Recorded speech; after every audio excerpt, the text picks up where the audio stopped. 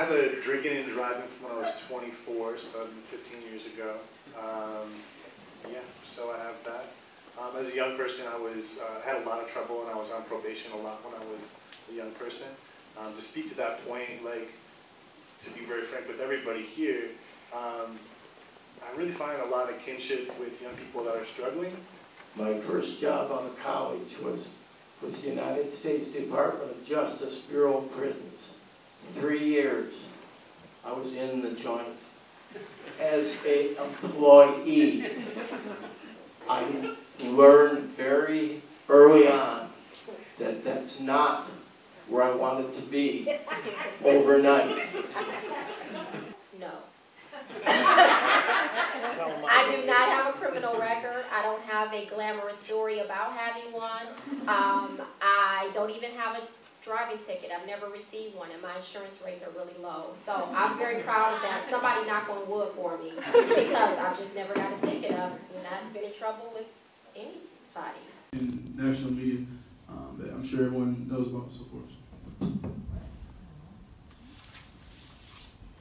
Thanks.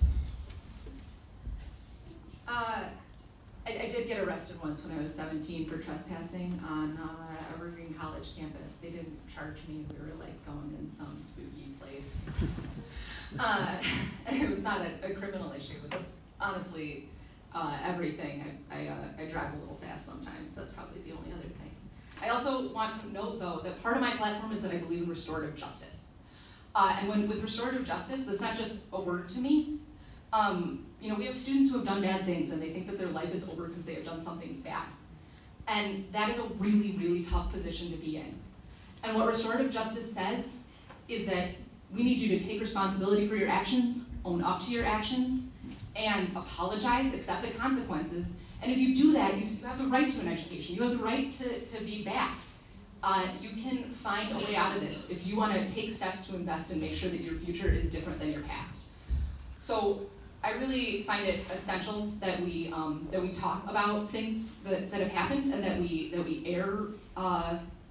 You know, when things have happened, we need to air them. We need to talk about them.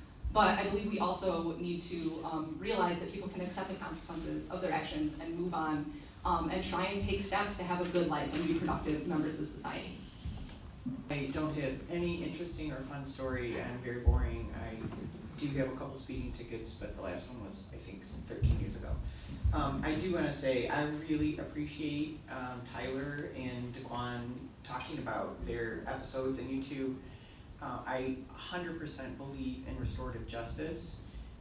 We think about that a lot at expulsion hearings.